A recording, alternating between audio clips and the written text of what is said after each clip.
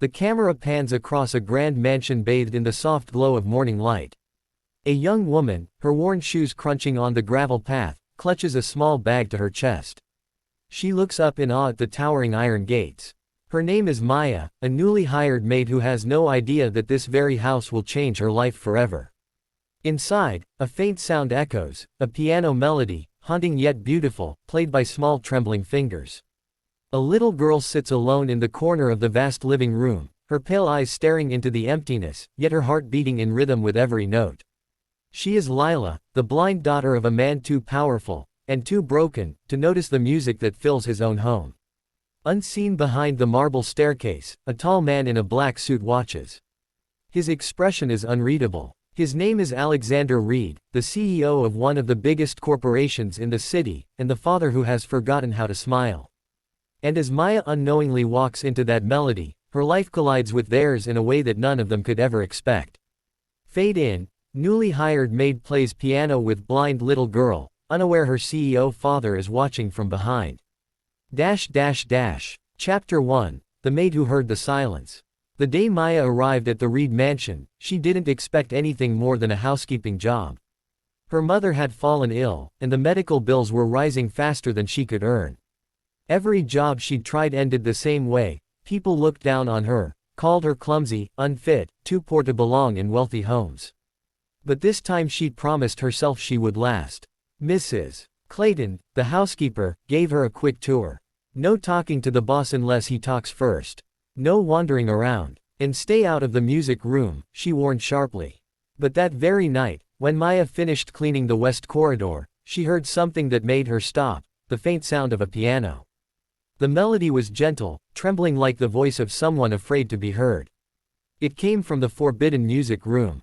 Drawn by curiosity, she peeked inside. There sat a little girl, maybe 7 or 8, her long hair tied with a blue ribbon, her small fingers feeling the keys before pressing them carefully. Maya whispered, "That's beautiful." The girl startled. "Who's there?" "I'm sorry," Maya said quickly. "I didn't mean to scare you. I'm the new maid." The girl smiled shyly. "I'm Lila. Daddy doesn't like me playing when people are around. He says I should focus on my tutors." Maya stepped closer. "But music isn't just sound, is it? It's feeling." Lila's head tilted curiously. "You play too?" Maya hesitated. It had been years since she'd touched a piano, back when her mother taught music in a small school before sickness took her voice away. "A little," she admitted softly. "Then play with me," Lila whispered. And so she did. The moment Maya's fingers touched the keys, the music room came alive. The melody changed from hesitant to hopeful. Lila followed along, smiling, really smiling, for the first time in months. Unseen behind the slightly open door, Alexander Reed stood still. His work call forgotten, his phone lowered. His daughter, usually withdrawn, quiet, refusing to speak after her mother's death, was laughing. And the maid, she was playing the same song his late wife used to play. For the first time in years, Alexander felt something shift in his chest, a faint ache that wasn't just pain. When the song ended, Maya quickly stood up, flustered.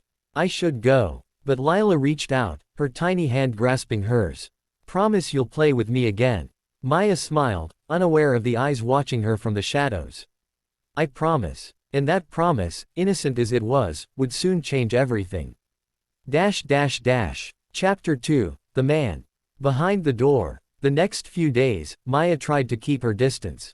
But Lila always found her.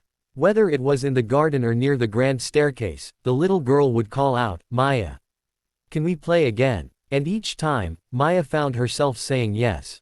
Their friendship bloomed quietly. Maya taught Lila to feel music, to imagine colors in sound, emotions in melody. Lila, in turn, taught Maya something she'd forgotten, the joy of small, pure moments. But what Maya didn't know was that Alexander Reed watched every encounter from afar. At first, out of suspicion, he didn't trust anyone new around his daughter.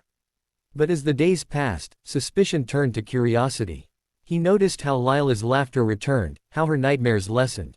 He began delaying meetings, standing by the doorway just to listen. One evening, during a storm, the power went out. The mansion was cloaked in darkness. Maya rushed to check on Lila, finding her sitting at the piano, trembling. Don't be scared, Maya whispered, lighting a candle. I'm not scared, Lila said softly. I just miss my mom. She used to play for me when it rained. Maya sat beside her, heart aching. Then let's play for her tonight. As the candlelight flickered, they played together, the same lullaby Lila's mother used to play. Tears glistened on Lila's cheeks. And behind them, unseen, Alexander stood frozen again. He wasn't just watching this time, he was remembering. The melody pierced through years of guilt, loneliness, and grief. The woman who had walked into his home to scrub floors was now healing wounds he'd long buried. When the song ended, Maya turned to see him there, standing silently. She gasped, bowing her head. Sir, I'm so sorry, Alexander raised a hand, his voice surprisingly gentle. Don't apologize. He looked at his daughter, smiling faintly. It's been a long time since this house sounded alive. Lila beamed. Daddy, Maya plays like mommy. Maya's heart pounded. The resemblance wasn't a coincidence, she had once studied under Mrs. Reed in a community music class before tragedy struck. But she said nothing, afraid her past might cost her the job. Alexander's gaze softened. You have a gift, he said quietly. And you've given my daughter something priceless, joy.